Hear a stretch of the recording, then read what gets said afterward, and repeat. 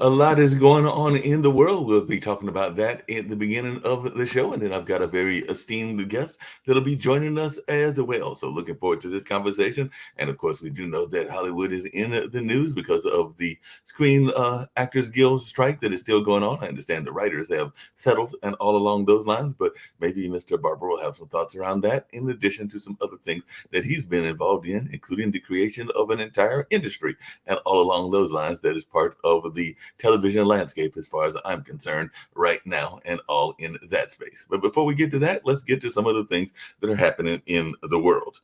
Israel is saying that they plan to maintain its security in Gaza indefinitely, according to Netanyahu.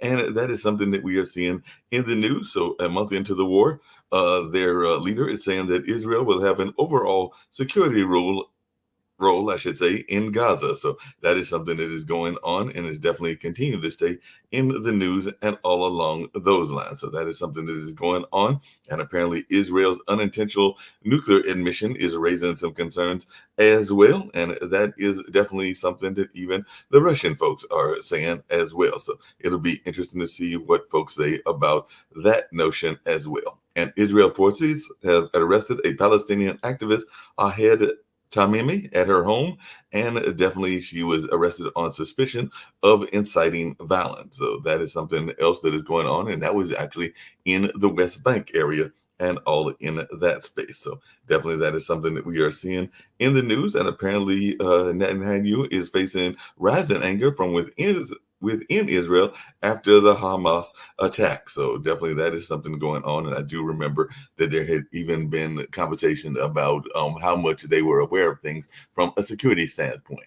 And Israeli military says that it hit a Hezbollah position in Lebanon. So that particular war could be expanding as well. So that is something else that we are seeing in the news. And of course, folks are still paying attention to what is going on in Russia and Ukraine as well. So that is something else that I was seeing in the news. Zelensky says it's not the right time for elections in Ukraine. So he is ruling out that possibility. And apparently, the Wagner Group is training Chechen special forces. So that is something else that is going on in that part of the world as that conflict continues to rage on as well. And NATO has announced the formal suspension of the Cold War era security treaty after Russia's pullout. So Russia formally pulled out of the Treaty on Conventional Armed Forces in Europe, and definitely that is something that has been in the news and even been a point of contention in some of the presidential elections in the past as well. But it does look like that has now been disbanded. And Olaf Scholz is hailing Germany's historic clampdown on illegal immigration. So, immigration isn't just something that impacts the United States, it impacts a number of other countries as well. So, Germany is to impose stricter rules to curb their migration influx. And Chancellor Olaf Scholz and state governors agree on new measures to curb migration there in Germany. And over speaking of folks that are migrating from places or actually fleeing places, the Rafah border crossing has reopened in Gaza for certain foreign nationals. So 80 Canadians are eligible to leave Gaza, but apparently hundreds are remaining in that area as well. So definitely a lot is going on in that space. And of course, a lot of people are concerned about the deaths that are going on there of both children, women, and a number of others as well. So that's going on, but not just there, but apparently Yemen is going on, and Yemen Houthis are claiming a new drone attack on Israel, but no assault has been detected. So that is an Iran-backed attack. So Yemen's rebels are claiming revenge and all in that space. So like I said, there's a lot of hotspots around the world, but in another kind of things that are going on, because we knew those sometimes political leaders face issues as well. The Portuguese Prime Minister Antonio Costas is engulfed in a corporation crisis, or a corruption crisis, I should say. A corruption crisis, as definitely the Portuguese Prime Minister is to address the lithium probe, as the minister is named a suspect in a graft case. So that is something that we're seeing in the news. And in Poland, again, another one of those P countries, Poland's president has tapped Prime Minister Mateusz Morawiecki to form a new government. So that's just something going on as well. So it looks like there was the Polish president tapped the outgoing prime minister to form the government despite having the lack of a majority. And coming back to Ukraine, Ukraine is ordering an investigation after a Russian attack on a brigade ceremony. So that is something else that we are seeing as well. And definitely there are a number of other things that are going on in the world as well. I might get to one that involved the UK, and that was actually a speech that was given by the current king and all along those lines. So let's see what they have to say about that, and then we'll get to some U.S. Situations, and then I'll get to my special guest, and we'll be talking about something that's a little bit on the lighter side and all in that space, but still something very interesting as well. So Charles gave the first King's speech in 72 years amid parliamentary pomp and circumstance and all in that way. And in that speech, he announced the watering down of net zero. So that is something else that is going on. So he is looking at things and probably around the climate change issue and all in that space. And apparently, the Trump attorney has says, coming back to the U.S., that the New York Attorney General is just not that bright. And apparently, there are some folks that are saying that Trump lost his temper on the witness stand during the trial as well. So definitely, that is going on as folks are dealing with that particular part of the world as well. And the Nashville mayor has ordered an investigation after there were purported leaks of the Christian school shooters manifesto. So Nashville shooter Audrey Hale's alleged writing in service. And apparently he said in that, I want to kill all you little crackers and all in that space. But definitely the Nashville mayor is ordering an investigation after those writings were posted online. And of course, we do know that today is election day. If you haven't done early voting, you can get out in a lot of places, including right here in North Carolina, and get out and do your civic duty of voting. And apparently, abortion rights is one of the things that will be at stake in terms of one of the issues that will be going on in Ohio, Kentucky, Mississippi, and Virginia. I know right here in Durham, North Carolina, we're looking for a race between a senator, that being Mike Woodard, and all along those lines. And in addition to that kind of race, he'll be going up against Leonardo Williams, who is actually the business executive that is seen as the front runner and all in that kind of way. So definitely that is something that is going on here. And the Supreme Court is going to hear a major gun case on the rights of accused domestic abusers to possess guns and all in that space. So that is something else that is coming before the Supreme Court and all along those lines. So it looks like there's also going to be a third debate. Speaking of debates, and one of the things that Mr. Barber did is he wrote about a great president, and we'll definitely be getting to that very shortly as well. But Republican presidential hopefuls are gathering for their third debate, and 5 Republicans have qualified for that debate and all in that space. And once again, Trump will not be participating and all in that kind of situation. But it'll be interesting to see what goes on in this space. And the special counsel in Hunter Biden probe is to meet with House Republicans. So House Judiciary investigators are to question special counsel David Weiss on the Hunter Biden probe.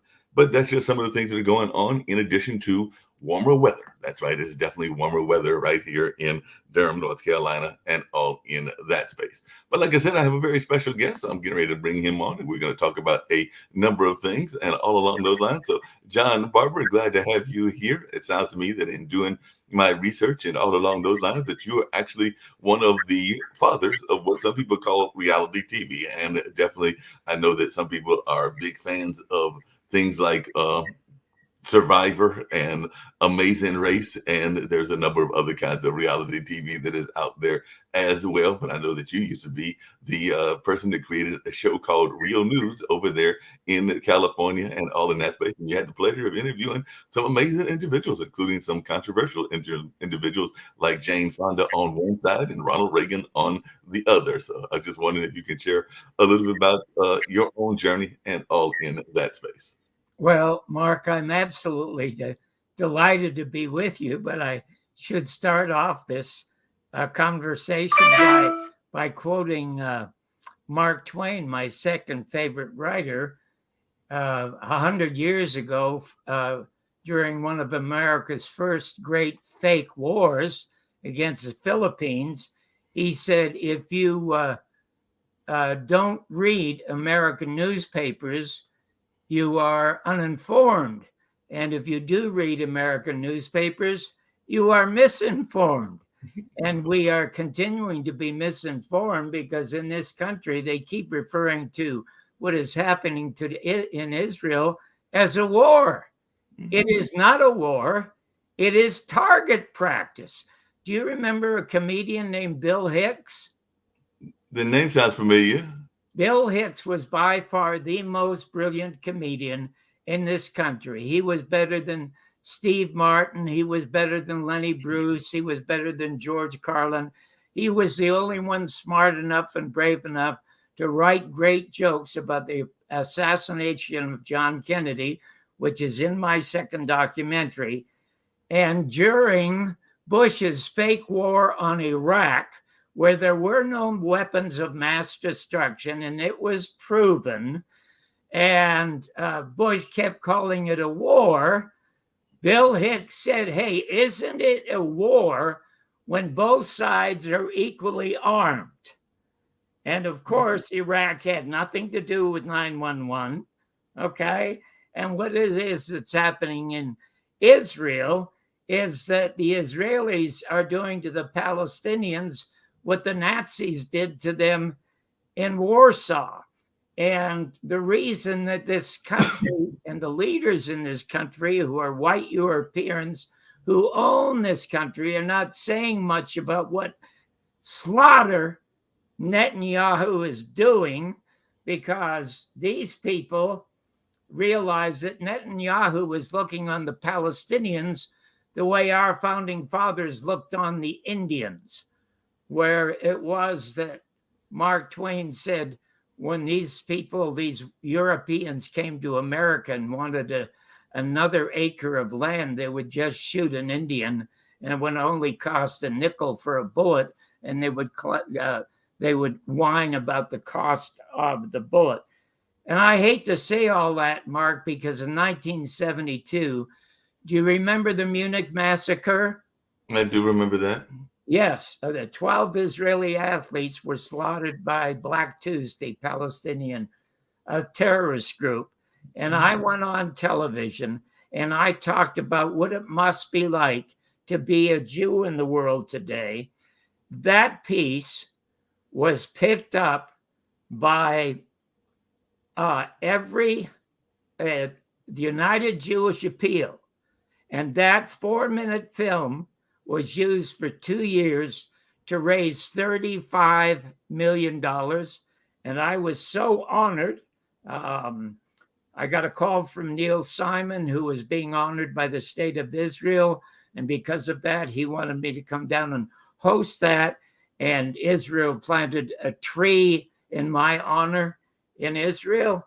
I'm not so sure I would do that again today because of what Israel is doing to the Palestinians. You know, I often thought, you know, the horrors that the Germans perpetrated on the Jews should have resulted in the Jews getting half of Germany and not half of Palestine, where they really didn't belong. So anyway, but I don't like to talk politics because politics in America is as dead as John Kennedy. Well, speaking of that and everything, you wrote those two great novels and films and all along those lines. And I know that one of the things that you have talked about in those films is JFK, and we'll be celebrating the 60th anniversary of his death coming up on November 22nd. So I was wondering if you could talk a little bit about the notion of what led you to that movies or two movies. And I know one of those movies was actually honored by one of the premier figures in terms of being known for their JFK movie, but even Oliver Stone, the great director, talked about your first movie and how he thought it was a great companion piece and all along those lines. Yes, that's absolutely right. And Mark, like every absolute wonderful thing that has happened to me during my life has happened quite by accident. And I'm, a well-known agnostic, but in my book, which is called Your Mother's Not a Virgin, which is by far the best book ever written about anybody in show business, I point out quite honestly that there's been a lot of what I call divine intervention in my life. I mean, I was born in the Salvation Army Charity Ward in Toronto, came from a very dysfunctional family before it was popular. And my father and mother fought so bitterly that my father thought in 1939 he'd be better off taking a gun and going and fighting the Germans, which he did. He lost his stomach, got the order of the British Empire, and never came home. And my mother, to replace him, brought uncles like they were grapes into my home to bed with her and to booze with her and beat her. And I was out on the street when I was 6 years of age, and I only survived by going to the theater, to the movie theater, where I could see a double feature for 5 cents. As a Canadian, I spent a lot of time almost choking up thinking about spending time in a hockey rink. I spent half my time in a jail, and right across the street from the jail was a library where, again, I spent most of my time. I came to the United States illegally to be a gambler. I was deported twice. At 46, I was unemployable. And in 1977, I got my citizenship papers from Senator John Tunney of California. And then in 1979, as you mentioned, I accidentally got Real People on the Air. It was the absolute first and the best reality show in the history of American television. And Gary Deeb, who was the television critic of the Chicago Tribune, who had the best line ever about television, Gary said, "Television is the only business in America where competition does not improve the product." But he dubbed me the godfather of reality television, and that's what happened. Now, I've spent 53 years from 1970 trying to tell Mr. Garrison's story. He solved the murder of John Kennedy. And in 1967, when he arrested Clay Shaw, you see him on camera saying, "We have witnesses, we have money exchanged, we have the shooters, and we're going to be in convictions in court." Now, I'm just this guy down from Canada who is so anxious to become an American citizen. I believe what the government is telling me, which is that Mr. Garrison's a kook and he's a nut, he's an egomaniac. But as a street kid, Mark, I kept saying, hey, if Mr. Garrison does have nothing on Clay Shaw, why doesn't he get out of his way and let him fall on his ass? But for 2 years, they sabotaged him. They have sent 8 CIA agents to try to destroy his case, which sadly they did. He only lost the conspiracy case, but he won the most important case, was the perjury case against Clay Shaw, because Clay Shaw, this prominent New Orleans businessman, but also for 10 years with the CIA.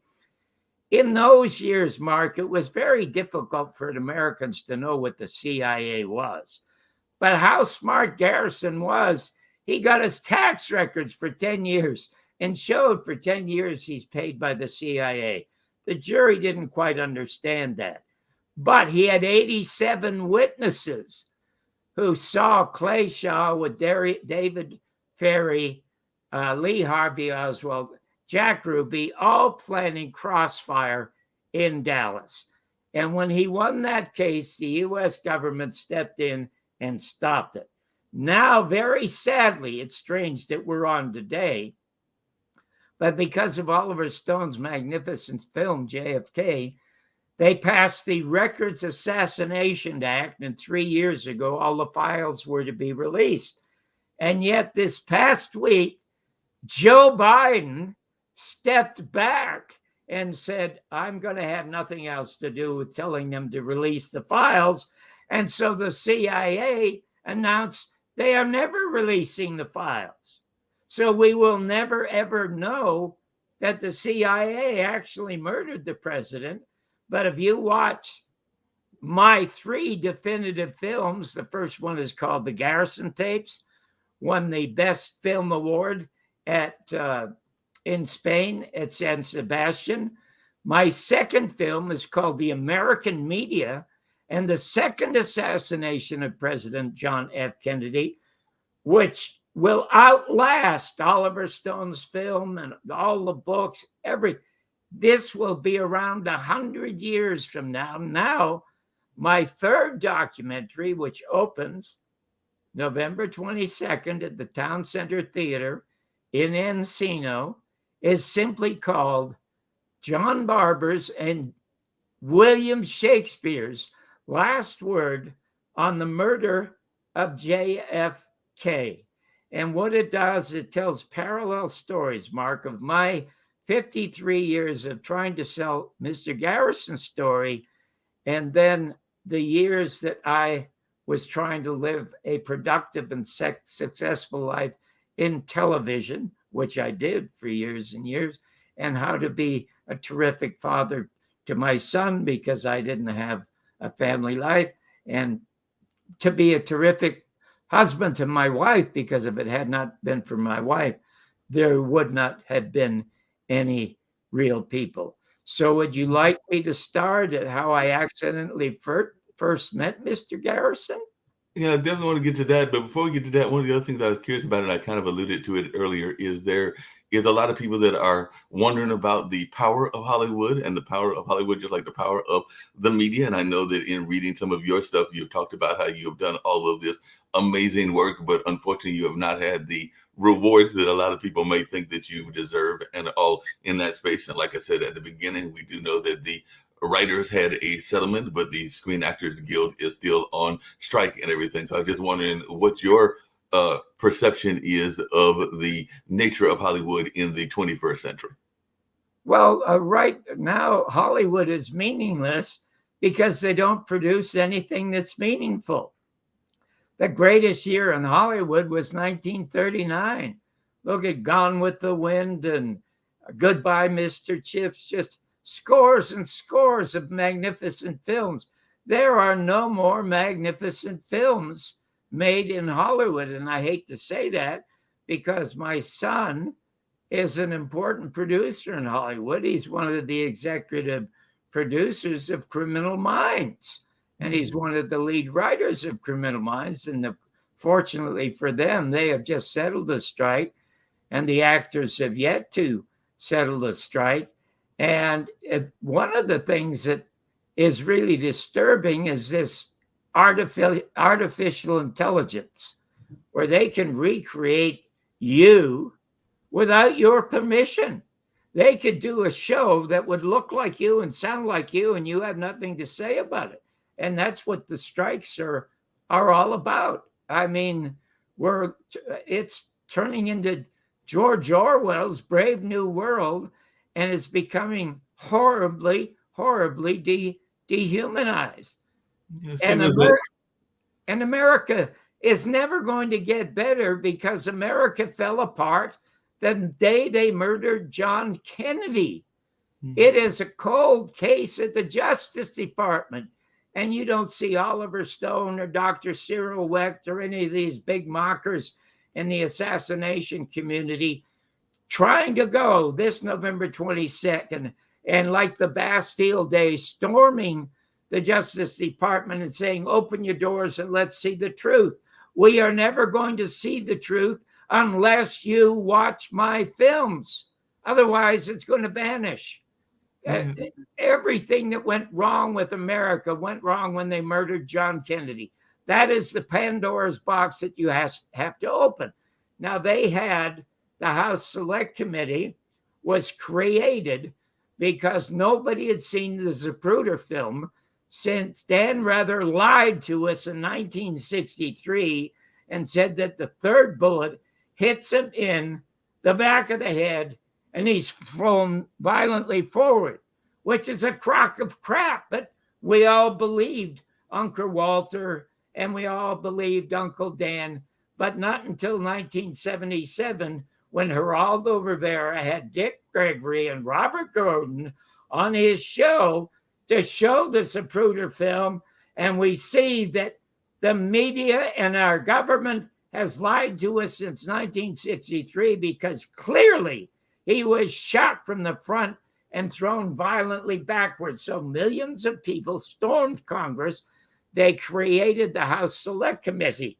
Now the CIA appoints a hack named Robert Blake to cover up that investigation into the murder of John Kennedy, as the same way they had Earl Warren and Gerald Ford covering up the Warren Commission investigation into the murder of John Kennedy. That Warren Commission book should be in the fiction department at the library. And Blakey was so overt in his thanks to the Central Intelligence Agency that, first of all, he blames the mafia. The mafia were only hirelings. And if the mafia had actually murdered the president, there wouldn't be a pizza parlor open in America today. Okay? That's the truth. Okay? They were just hirelings. Look at Sam Giancana, chief mafioso of Chicago, and Sinatra's best friend, by the way. And for 4.5 years, I was Frank Sinatra's private writer, which we may not even get to. But a week before, Giancana is supposed to testify before the House Select Committee. He's cooking pasta in his basement with his best friend. His best friend goes behind him and shoots him in the back of the head. He falls to the ground. He puts 6 bullets around his mouth, which is the mafia's way to say, shut up.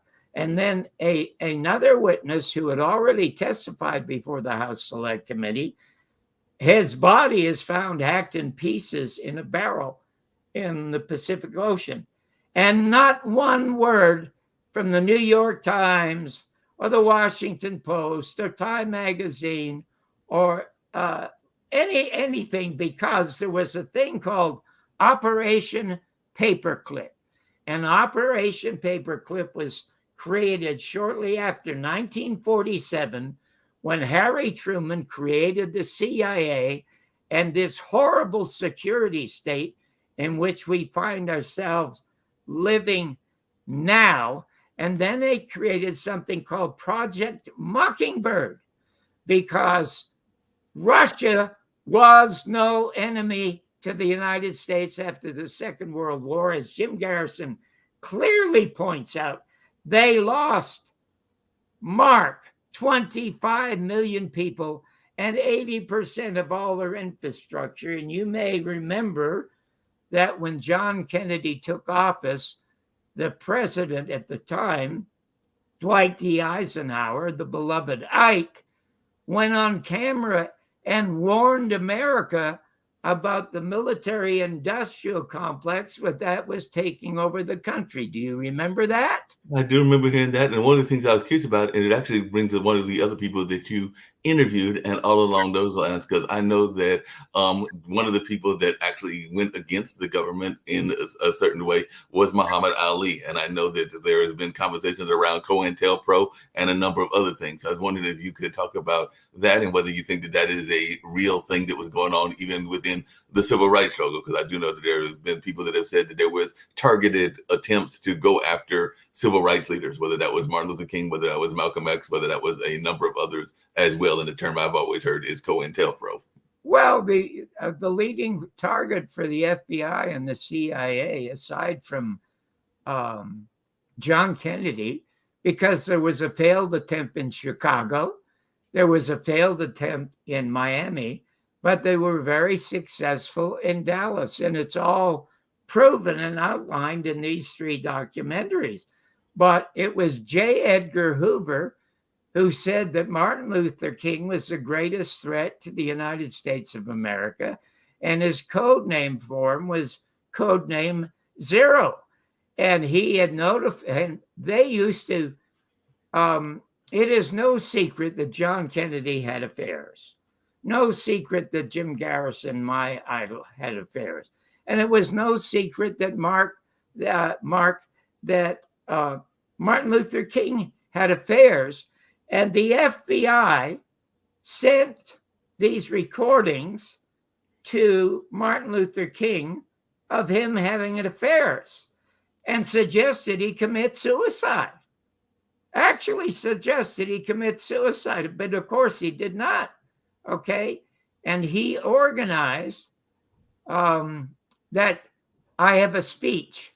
I have a dream speech in Washington, D.C. And you know that was a written speech. And that phrase, I have a dream, was never in his written speech. The written speech is owned by a very successful basketball player. But during this speech, he had to wait so long for the applause of Mahalia Jackson, who was a very dear friend of mine and my wife's, said to him, hey, Martin, why don't you tell the people what you tell us in private, that you have a dream?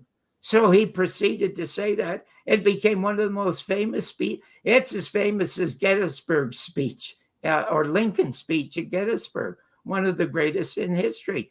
But they murdered him. And it's in a book called Killing the King. And it was written by Sirhan's lawyer, who was named Pepper, William Pepper. And what no American seems to know, that Coretta King, the widow of Martin Luther King, sued the government of the United States for complicity in the murder of her husband and won the case. There was not one white newsman in that courtroom to hear that verdict. There was not one black newsman there to hear that verdict. The only one there to hear that verdict was Dick Gregory. Now, Coretta could have won millions of dollars with this lawsuit. And you know how much she asked for? How much? $1,000, because that's all it costs to bury her husband. She didn't want any of the government's dirty money. So he was shot at the Lorraine Motel with the assistance of some blacks because he was first in the ground floor. And a couple of the blacks, the ones wearing ties who were working with the CIA, one of them very well known, got him to move upstairs where he would become a target and he could be shot. He was shot in the chin. A shot to the chin did not murder Martin Luther King, because when he was taken to the hospital, William Pepper found out that there were about 18 blue suits from Secret Service and the CIA storming the hospital and found a nurse's aide that saw Dr. King smothered on a bed by 3 agents. And nobody knows about this stuff. You know what has happened? I hate to say it because I've had a magnificent career in this country. Oh my God, have I ever. And I love this country more than ever. But this country has become what Ronald Reagan once called the Soviet Union, the evil empire. And that is indeed what it is we are. Now, if you want to know about Muhammad Ali. Yes. Muhammad Ali, I was only one of 3 people who would put him on television. The other 2 people were Jack Paar, by far the greatest late night talk show host in American history. And the other was Howard Cosell, the sportscaster. And I had him on for an hour and a half. And I wrote the next day did the Flip Wilson show. And he asked me to write my introduction for him for the Flip Wilson show. And one of the questions I asked him, and this was a time, this is how hypocritical all Americans are. And I can give you proof of it with my first conversation with Jim Garrison. Most Americans, 99% of all Americans, are cowards before the fact, and they're heroes after the fact. Because when Muhammad Ali was on my show, you couldn't find 5 Americans except a few blacks and Jane Fonda who thought he was a hero. They wanted him in a grave, or they wanted him in prison for opposing a war in Vietnam. And he said, hey, I'm not going over there to fight and kill any yellow people when it's white people that are my problem in this country. They hated that man. And at one point in the conversation, I asked him, Muhammad, when you were Cassius Clay before you changed your name, I said, what were your heroes as a kid? Now, you could never guess, Mark, who he said his greatest hero is. If you were Muhammad Ali and I asked you, what would you say, or who would you say would be your greatest hero? I mean, and personally, my greatest heroes have been my own parents and some of my grandparents and some other people that have been in my life. But I can only guess who Muhammad Ali's would have been, and that would be probably way off base. Oh my God, what a wonderful, sweet thing for you to say. You know, and people ask me, even though I had the worst parents in the world, I said they were the greatest examples I ever saw. They said, my God, John, they were boozers, they were brawlers. They threw their son out of the house. How could they be an example? And I said, because they are two of the kind of human beings that I do not want to grow up to be like. And I never did. So I think that's wonderful. You had that great upbringing. Now, I thought when I asked who his heroes were, I thought he might say Sugar Ray Robinson or Joe Louis or Jackie Robinson. I thought it would be an athlete of some sort. Or Douglas, who was one of the great intellectuals in America, a black man, or Paul Robeson, America's greatest performing artist and political activist, murdered also by the FBI. I thought he was going to say somebody like that. You know who he said was his hero? Who's that? Gorgeous George. Do you remember Gorgeous George? You remember wow. Well, tell the people who he Well, I'm trying to remember. I know that he was definitely, I want to say he was involved in athletics as well, but I'm trying to remember exactly who he was. He was sort of like the Alex Jones of wrestlers. Right. Yes, and he would dress like the Pope and dress like Liberace and get up there and call every other wrestler an absolute and total jerk, and he was going to destroy them. He would call the audience jerks. And I said to Muhammad, I said, how on earth could he be your idol? And he said, because he filled every auditorium with people who wanted to see him beat up. And he said, so I am that way because I know that people will come to see me get beat up, but they won't know that I'm going to fly like a butterfly and sting like a bee. He was so absolutely wonderful. And it is a shame we were never to save that interview. But now, after all of these years, and then when he's incapable of speaking any longer, now he's an idol. Yep. Speaking of idols and everything, I want to talk about an idol, not get to Trump, we might get to him later, but there was another idol of the right, and it's still an idol of the right, and you had the pleasure of interviewing him as well, and he actually came out of the acting community, and some people think that was the beginning of actors becoming politicians. But what was it like interviewing Ronald Reagan? Because I also know you had the pleasure of interviewing Ronald Reagan, and a lot of people saw him as a icon because he was definitely a B-movie star, but he also became a political leader. So what was that interview like, and how did that come about? Oh, what a great question. Can you see behind me on the wall? There's a picture of me sitting down and Ronald Reagan standing up. Wow. That was that. Okay. I was the first host of AM Los Angeles, and it became the most successful morning show in the history of American television. And I was lucky enough to do it and interview, as you said, people like Cesar Chavez, Muhammad Ali, and Jane Fonda. Well, Reagan was running for a second term as governor, and he wanted to go on my show because it's in California rather than the Today Show. That's how successful my show was. So I always wanted to interview him for only one reason, because Ronald Reagan was running around California saying, you know, America is going to collapse. And one of the reasons they're going to collapse, all of the students up at Berkeley are growing long hair, and they're disrespecting their teachers. They're disrespecting their politicians the same way they did in the Roman Empire. And the Roman Empire collapsed, and we are going to collapse the same way. Now, that was his rhetoric every single day. So I had the most brilliant question to ask him.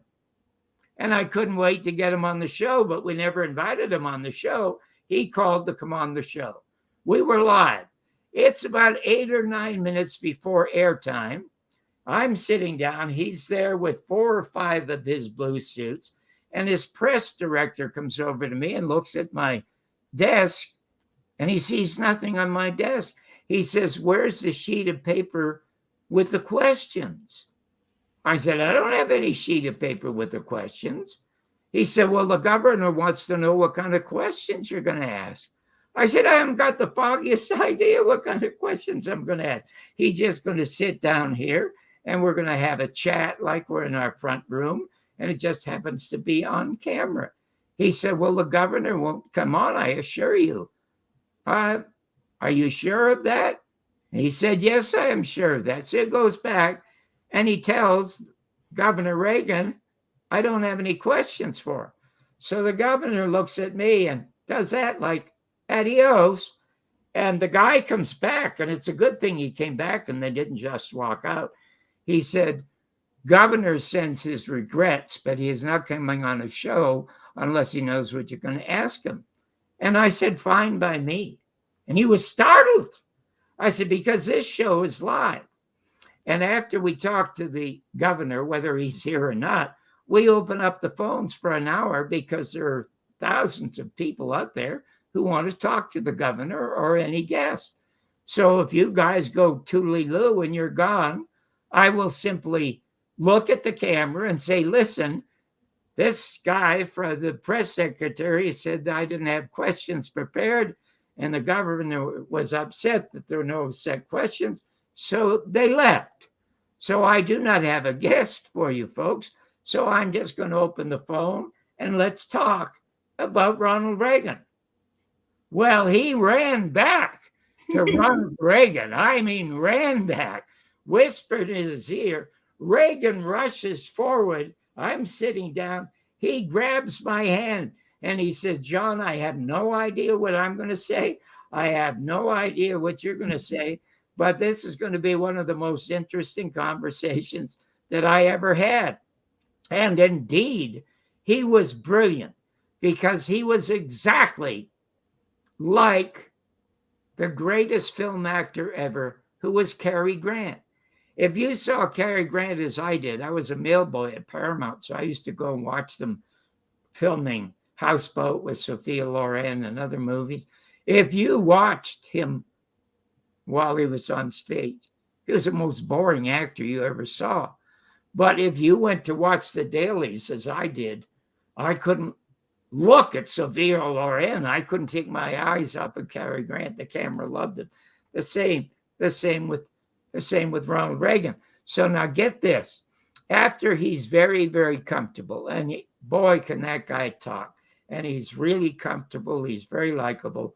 And I bring up this question to him about, "Well, you're going around up there in Berkeley saying that this country is going to collapse because the students are growing long hair. They're protesting the war in Vietnam. They're disregarding and disrespecting their leaders and teachers.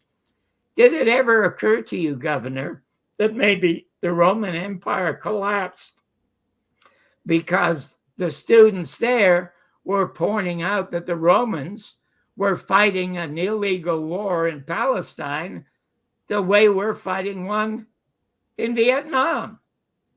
I thought I had him nailed. It's like he never heard the question. He just kept going and going and ignored it.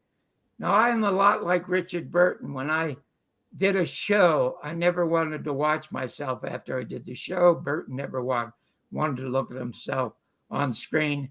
But I gathered the staff and we watched the interview with Ronald Reagan. And I said, "This guy is going to become the next president of the United States because the camera loves him. The same way the camera loved John Kennedy more than it loved Richard Nixon." And you know the first thing Ronald Reagan did when he became president? He destroyed the Fairness Doctrine.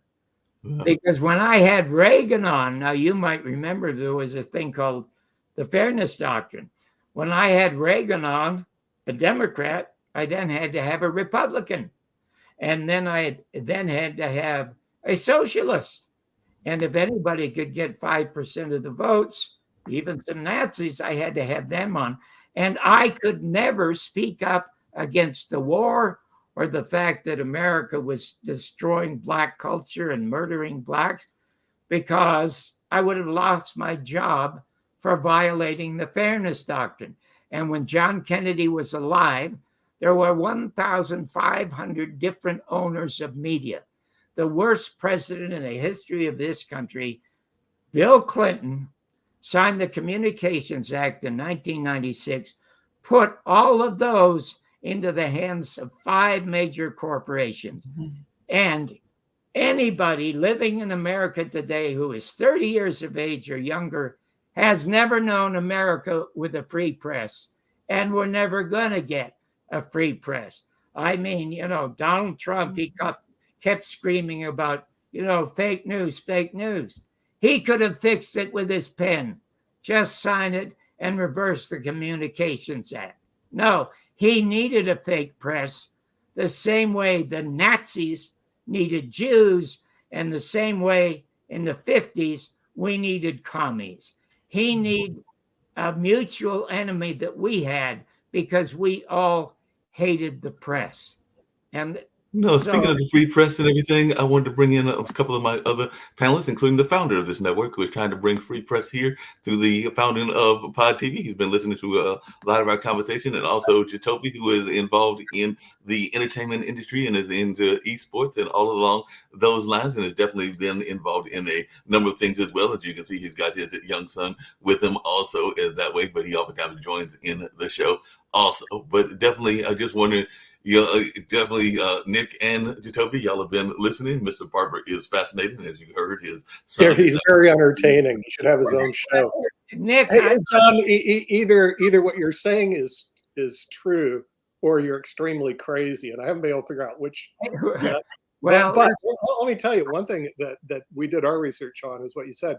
5 major companies own 90% of the media in the United States. That is absolutely true. And we found out when we started the network, which was started out of the frustration having to deal with your US media. Of course, now we broadcast in over 200 countries, a small group of followers, about 2.3 million people, but not bad for a couple of years. First off, I must tell you, I'm thrilled not only to see you, but a guy, Jatovi, underneath you. I mean, like me, 2 nice-looking guys who don't have beards. I'm just so delighted to see that, and to see that behind you, you have books. Oh, well, in real life, I'm actually a pension attorney. So I have a pension. I am a tax attorney who specializes in qualified plans, and for 12 years, a professor at Northeastern University, lead faculty for qualified plans. Oh, that's wonderful, and I'm so I have a different what I call real life, and a 3-time Florida state champion at chess and a USCF master. So I have another life. So I have all these other lives out there. I love the fact that you say you don't know whether I'm truthful or I'm crazy. Well, it doesn't matter. It's very entertaining. I'm listening to this stuff. I'm going, hey, when I was listening, I said, I got to see the documentaries. Honestly, I don't watch TV, so I've never seen real people. As I told Mark, I've never seen one episode of Friends. So when that person died, I didn't know who they were. I just don't watch television because I just don't get TV. I watch a lot of the Pod TV stuff because it's interesting. Television is impossible to watch. Do you know, when I started Real People, and Mark could remember this, in order to get into television, first of all, you had to have a modicum of talent. You had to have a modicum of intelligence. You had to be sort of an individual. Sure. When I started Real People, which was the first reality show, I said to my wife, it's like opening a bottle of Lafite Rothschild wine.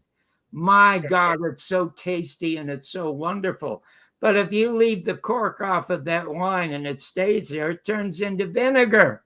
Mhm. And reality television in America has just degenerated into that, because now, in order to become a success in reality television, now the only talent you need is a talent to not be embarrassed.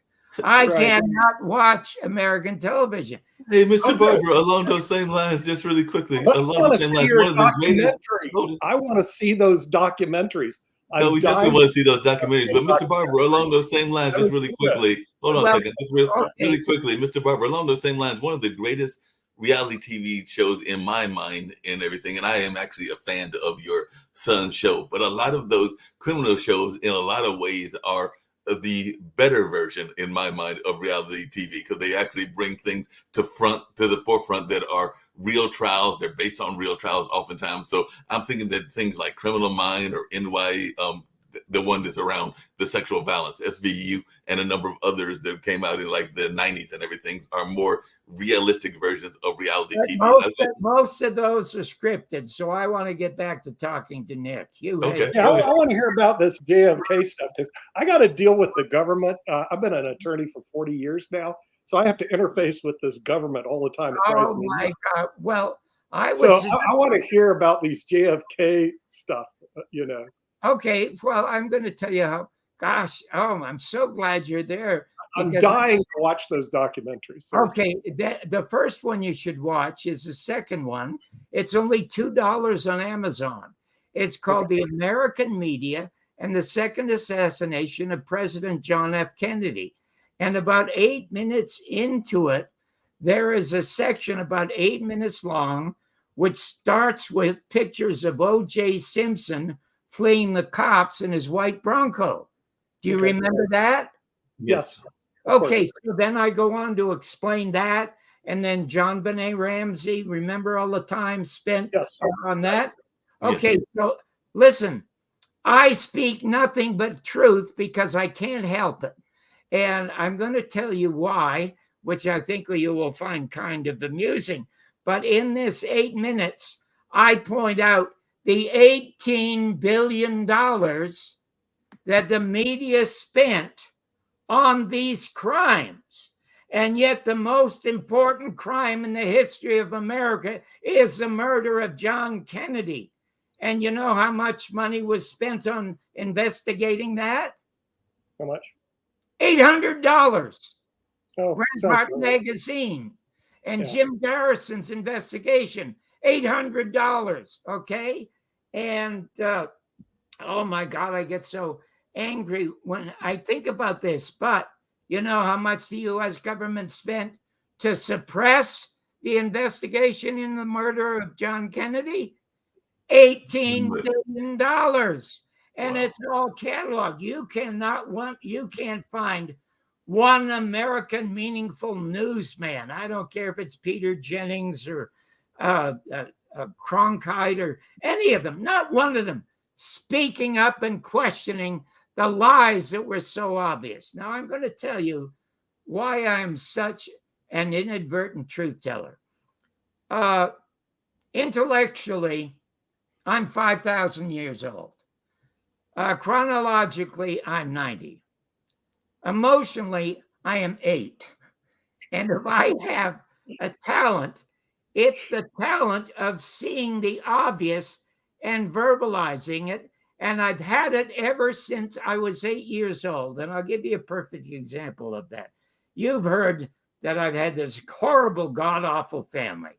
Okay, so the only person I knew is a young man named Don Lee, who had a wonderful mother and father. They lived a block away from me.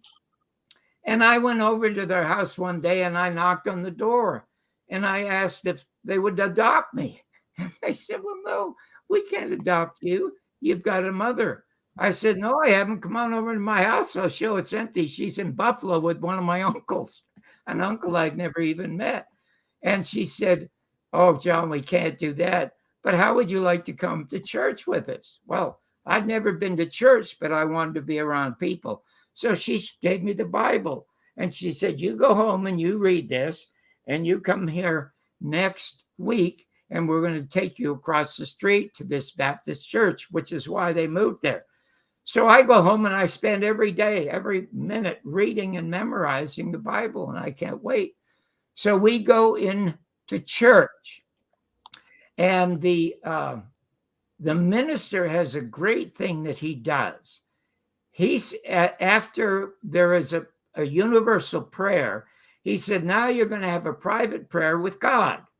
So I'm taking out a minute for you to pray to your God. So what am I going to pray for? That my father comes home. That's what I'm praying for. So Mrs. Lee asked me if I want to come to lunch afterwards. No, I'm going to run home and find my father at home. So I rush home, open the door. Dad, it's an echo. There is no father. And I do this for 13 weeks. And after 13 weeks, I say, it's not working. And so a 13th week, when he says, you can have your private prayer now, I get up. This is a 12-year-old, and there's a commotion because people are praying, and I walk out, and the minister spots me. I go sit on the concrete steps and wait. Minister comes out, and he puts his hand on my shoulder right away, and I start to cry. It's the first time I ever cried in my life because nobody had ever touched me. And then he said, son, now I'm starting to cry even more. He said, are you okay? And I said, no, sir, I am not okay. And he said, why?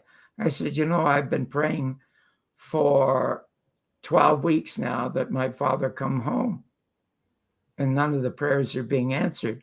So this is not for me. So he said to me, you must understand God's will. And I looked at him, and I don't know where it came from. And I said, I don't think I'm in it. Well, everybody started to laugh. And he didn't like the fact that I was getting a laugh as a 12-year-old. And then he says to me, don't let the devil overtake your life. Don't become part of Satan's life. And so I say to him, obviously, you really believe in Satan? Now, if these people had not been there, that man would have punched me. You could see hate in his eyes. Where was the Christian love? And he said, absolutely. I said, well, isn't that proof there's no God? Now, the other people aren't too fond of me either, okay?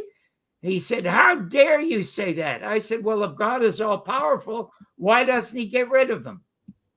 And I have been like that all of my life. I never lie. You know why? Mark Twain said, if you tell the truth, you don't have to have a good memory. The other thing that Mark Twain said that changed my life, the two greatest days in your life are the day you're born and the day you find out why. And the day I found out why I was born was when I watched Jack Paar. Now, certainly you must have watched Jack Paar when you were younger. By far the greatest, the smartest talk show in history. I didn't know that people had conversations. I thought they threw beer cans at one another, punched or cursed one another. And he opened every show with a monologue. And that's when I decided, well, I'm going to get a show like that, and I'm going to write jokes. And I did. I didn't even know I could write. I'm 25. Okay. I was out of school when I was 15. Never had a lesson about anything. And all of a sudden, I write 5 minutes of great material. And a week later, I'm co-starring with Jim Nabors in a club in Santa Monica.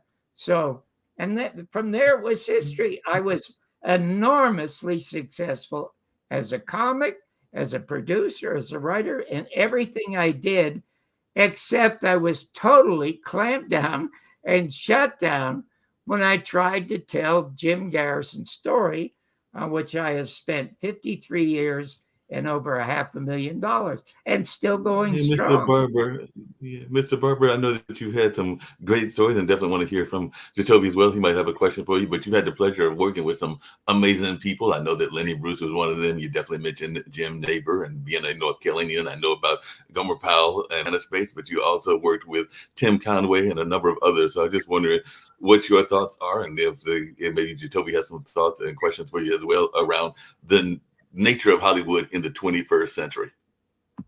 Hollywood's done with. Hollywood was at its peak making movies in 1939. And I was fortunate enough to live through the golden years where, like your founder of this network once saw, Jack Farr, you cannot find people like that anymore. So I am torn between the two of you guys. I mean, I can tell you the greatest Hollywood stories that you have ever heard. Or I can tell you the most interesting stories of Jim Garrison in the United States. So I don't know quite where to begin because there is so much to talk about. So we could toss coins and you could have turns. Okay. One asks a question and then somebody else asks a question about show business. Somebody asks a question about Mr. Garrison. So I'm in a quandary right now. Mark, we're going to have to bring him back because we have our show that originates from Kyiv, Ukraine coming. Wow. How we actually do a show twice a week from Ukraine. Oh my God. Russia, China, Ukraine. We have several shows that are produced not in the United States. Mark is going to get that show started, but it goes over what's happening in the war in Ukraine from Kyiv, Ukraine. Oh my God, how interesting! We have shows also that originate from Bangladesh and Malaysia. They're all in English so far, but because of translator programs, we can actually translate instantaneously. Well, it takes about an hour. You can translate these into other languages, so people can listen to languages. I'm going to close by saying this. First of all, I would absolutely love to come back and talk to you guys again because it's so diverse. I mean, your partner is interested in show business and you're interested in politics in the world. And of course, the world is coming apart at the seams. Personally, I don't think the United States should have anything to do with Russia. It's none of our business. It's, the Soviet Union is surrounded by scores and scores of American bases with atom bombs on them, okay? And the United States is a distinct threat to the Soviet Union, and they have been ever since 1917, when Russia was invaded for 5 years by the United States, England, France, and Germany to try to restore the Romanovs. And as Mr. Garrison says, in the second documentary, which you should watch, Russia was no threat. They lost 25 million people and 80% of their infrastructure. So, but I will leave you with this. It's one of the most touching things I ever read. During the Civil War, a 17-year-old soldier is wounded fatally, and he knows he's going to die. And he calls a preacher over to get last rites or whatever they get in those days. And he says to the preacher, he says, "Sir, all my life, everything I prayed to God for, I never got. But he gave me everything I needed." Well, you want to know something? I am that 17-year-old boy. It's just astonishing how blessed my life has been. It's the amazing Canadian rags to American riches story that nobody else could have lived but me. And aside from that, if you send me your address, I will send you an autographed copy of the very best book ever written by anyone in this business. It's called Your Mother's Not a Virgin, which is true, and The Bumpy Life and Times of the Canadian Dropout Who Changed the Face of American Television. And in it, you don't have to read from beginning to end, because one of the things that Mark didn't mention, I was the original host of The Gong Show. So you can Wow. Yeah, so you can find out all these stories just by going to that page and reading five. And I spent Lenny Bruce's last week with Lenny Bruce. And if we weren't going now to Kiev or wherever you're going, I could tell you about Lenny Bruce's sad last great week that he spent only with me and my wife. So Oh, I guess it's goodbye. well, yeah, we'll have to bring you on again, and we do have some shows that originate from Canada also as well. And just to let you know, and then we also have David Walker, the former Comptroller General of the United States. He does a show once a week also on the network, Well, talking about this national. Wherever it originates, I don't care. I would just Okay. because it's All right, you so just beam in from wherever you're at. And with that, we want to thank our viewers around the world, and we'll see you tomorrow on the World Edition. Take care. Bye-bye. take.